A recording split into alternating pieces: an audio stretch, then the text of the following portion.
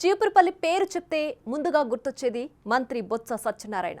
అక్కడ రాజకీయాలతో అంతగా పెనవేసుకుపోయారాయన.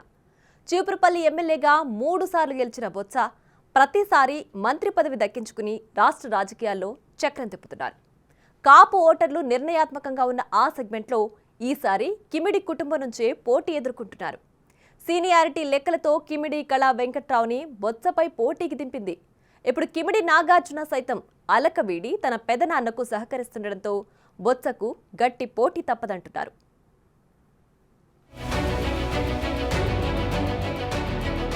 చీపురుపల్లి ఈ పేరు వినపడగానే గుర్తొచ్చేది రాష్ట్ర విద్యాశాఖ మంత్రి బొత్స సత్యనారాయణ. ఈ నియోజకవర్గం నుండి ఇప్పటికే 3 సార్లు గెలిచిన బొత్స 3 సార్లు మంత్రి కావడం విశేషం. 1999లో తొలిసారి కాంగ్రెస్ నుంచి బొబ్బిలి ఎంపీగా గెలిచిన బొత్స తర్వాత చీపురుపల్లికి మారి దాన్ని తన అడ్డాగా మార్చుకున్నారు. విభజన ఎఫెక్ట్తో 2014లో ఆయన ఫస్ట్ టైం ఓడిపోయారు. అప్పుడు బొత్సపై గెలిచిన కిమిడి మృణాలిని కూడా మంత్రి అయ్యారు. బొత్స ఎఫెక్ట్తో అంత ప్రాధాన్యత సంపాదించుకుంది చీపురుపల్లి. బొత్స మొదటిసారి 2004లో కాంగ్రెస్ నుండి గెలిచి మంత్రి అయ్యాక ఈ నియోజకవర్గానికి ప్రాధాన్యత ఏర్పడింది. ఆ తర్వాత 2009, 2019లో బొత్స అక్కడి నుంచే గెలిచారు. 2014లో ఓడిపోయిన ఆ తరువాత వైసీపీ గూటికి చేరి గత ఎన్నికల్లో తిరిగి గెలుపొంది జగన్ క్యాబినెట్లో కీలకంగా మారారు. ఆ ఎన్నికల్లో బొత్స చేతిలో ఓడిపోయిన కిమిడి నాగార్జున చీపురుపల్లి టీడీపీ ఇన్ఛార్జిగా పార్టీని బలోపేతం చేస్తూ వచ్చారు. ఈసారి కూడా నాగార్జునే బొత్సతో తలపడతారని అంతా భావించారు. అయితే ఈసారి ఎలా అయినా బొత్సను ఓడించాలని పట్టుదలతో ఉన్న టీడీపీ చీపురుపల్లి బరిలో మాజీ మంత్రి ఇంతవరకు ఓటమి ఎరుగడి గంటా శ్రీనివాసరావును దించడానికి ప్రయత్నించింది. అయితే ప్రతి ఎన్నికల్లో సెగ్మెంట్ మారుస్తూ సేఫ్ సైడ్ చూసుకునే గంటా పార్టీ ప్రతిపాదనకు ససైమిరా అన్నారు. తాను ఆశించిన భీమిలి టికెట్టే దక్కించుకున్నారు.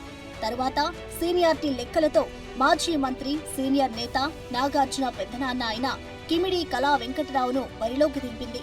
కిమిడి నాగార్జున నియోజకవర్గ ఇన్ఛార్జ్ అయినప్పటికీ కళా అయితేనే బొత్సను ఢీ కొట్టగలరన్న భావనతో చంద్రబాబు పావులు కదిపారు. దీనిపై కిమిడి నాగార్జున పార్టీపై కళా వెంకటరావుపై బహిరంగంగానే విమర్శలు గుప్పించారు.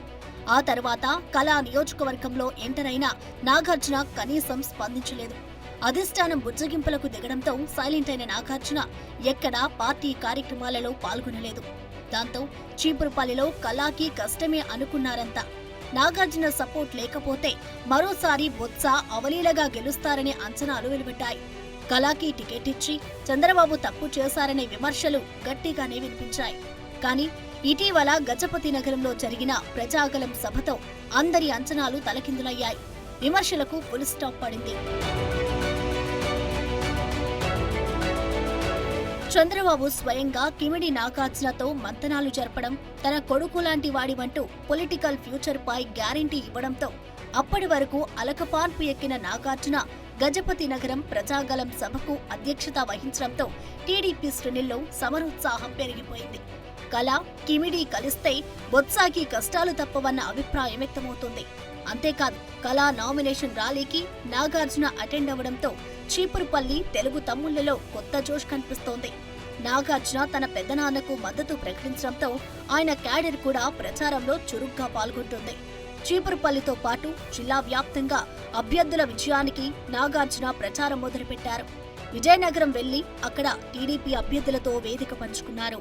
జగన్మోహన్ రెడ్డి గారు ముఖ్యమంత్రిగా అయ్యి 5 సంవత్సరాలు టర్మ్ కూడా ఇంచుమించు పూర్తయిపోయింది. ఎన్నో ప్రగల్భాలు పలికి ప్రజలందరికీ ఎంతో మంచి చేస్తానని చెప్పి ఆశ చూపించి ముఖ్యమంత్రి అయిన జగన్మోహన్ రెడ్డి గారు ఈ రాష్ట్రానికి చేసిందంటూ ఏమైనా ఉంది అంటే అదంతా కూడా తీవ్రమైన అన్యాయం ఆంధ్ర రాష్ట్ర ప్రజలకు చేశారు. ఎక్కడ చూసినా దౌర్జన్యాలే, ఎక్కడ చూసినా కక్షపూరితమైన చర్యలే. జగన్మోహన్ రెడ్డి గారి ఆలోచనలన్నీ కూడా రాజకీయంగా ఎదుటి వాళ్ళని ఏ రకంగా అనగదొక్కుదామన్నది తప్ప ఈ రాష్ట్ర ప్రయోజనాల కోసం ఆయన ఒక్కరోజు కూడా ఆలోచించలేదు. నిజానికి జగన్మోహన్ రెడ్డి గారు ముఖ్యమంత్రి అయిన తర్వాత మన రాష్ట్రం దివాలా తీసింది అన్నది అక్షర సత్యం.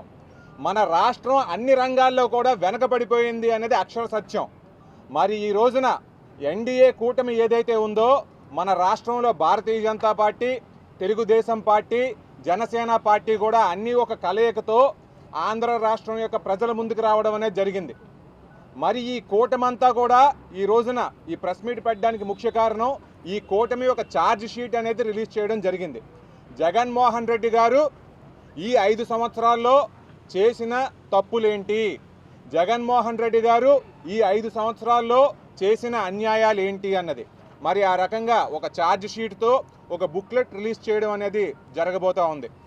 కిమిడి ఫ్యామిలీ ఏకమవ్వడంతో వైసీపీ అసంతృప్తి నాయకులు కూడా టీడీపీ వైపు చూస్తున్నారు. బొత్సాకి కంచుకోటలైన మెరకముడిదాం, గరివిడి మండలాల నుండి కూడా కీలక నాయకులు ఇప్పటికే టీడీపీ గూటికి చేరుతున్నారు. ఒకటైన నాగార్జున, కళా వెంకట్రావులు కలిసి ప్రచారంకి వెళ్తే బొత్సాకి కళ్లం వెయ్యొచ్చనే అంచనాలు వెలువడుతున్నాయి. రాజకీయ సమీకరణాలు మరింత జోరుగా మారుతాయనే టాక్ నడుస్తోంది. నామినేషన్ ఈరోజు ఫైల్ చేసాం. మరి ఈరోజు నామినేషన్ ఫైల్ చేయడానికి ఆవాల గోపాలం అన్ని గ్రామాల నుంచి అందరూ కూడా ఎంతో ఉత్సాహంతో, ఆనందంతో, ఆప్యాయతతో తెల్లవారి 10 గంటలకే వచ్చారు అని అంటే రేపు రాబోయే ఎన్నికల్లో తెలుగుదేశం పార్టీ మిత్రపక్షాలు దుందుబి వాగించడం మరి 100కి 100 పాళ్ళు గెలిచే కార్యక్రమం కనిపిస్తుంది. చంద్రబాబు నాయుడు గారు ఈ రాష్ట్రానికి ముఖ్యమంత్రి అయి తీరుతారు. జూన్ 4వ తేదీన లెక్క పెట్టేటప్పుడు 160 సీట్లకు తక్కువ లేకుండా వచ్చేటటువంటి ప్రజాభిప్రాయం ఈరోజు మాకు కనిపించింది. మరోవైపు ఈ ఎన్నికల్లో బొత్సాను ఓడించడం ద్వారా టీడీపీ అధినేత చంద్రబాబు ఫ్యూచర్ లెక్కలు వేసుకున్నారట. ఈసారి బొత్సాని ఓడిస్తే తర్వాత నాగార్జునకి చీపురుపల్లి పార్టీ పగ్గాలు అప్పచెప్పి ఆ సెగ్మెంట్ ని తిరిగి టీడీపీ కంచుకోటలా మార్చుకోవాలని టీడీపీ అధినేత చూస్తున్నారట.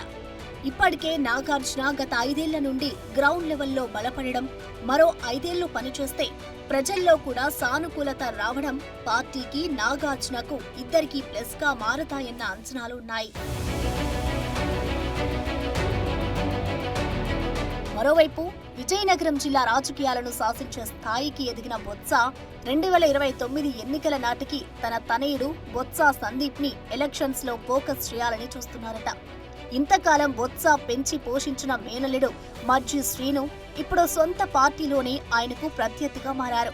దాంతో మజ్జి శ్రీనుకి ఈ ఎన్నికల్లో టికెట్ లేకుండా చేసిన బొత్స కొడుకుని ప్రమోట్ చేసుకునే పనిలో పడ్డారట. ఇప్పటికే బొత్స సందీప్ కి చీపురుపల్లిలో షాడో ఎమ్మెల్యే అన్న ట్యాగ్ లైన్ తగిలించేశారు. మరోవైపు బొత్స తమ్ముడు అప్పల నరసయ్య గజపతినగరం సిట్టింగ్ ఎమ్మెల్యేగా మరోసారి పోటీలో ఉన్నారు. మాజీ ఎంపీ అయిన బొత్స సతీమణి ఝాన్సీ విశాఖ ఎంపీ అభ్యర్థిగా పోటీ చేస్తున్నారు. ఆ క్రమంలో ఉత్తరాంధ్రలో బొత్స పెత్తనానికి చెక్ పెట్టాలన్న పట్టుదలతో ఉన్నారట చంద్రబాబు. చీపురుపల్లిలో కిమిడి నాగార్జున, కళా వెంకట్రావులు కలిసి నడిస్తే బొత్స ఆ నియోజకవర్గానికే పరిమితం అవుతారని, తన భార్య విజయం కోసం విశాఖ ప్రచారంలో కూడా పెద్దగా పాల్గొనే పరిస్థితి ఉండదన్నది టీడీపీ బాస్ స్కెచ్ గా కనిపిస్తోంది. మరి పోల్ మేనేజ్మెంట్ కు పెట్టింది పేరైన బొత్సకి కిమిడి పెద్దనాన్న, అబ్బాయిలు ఎలా చెక్ పెడతారో చూడాలి.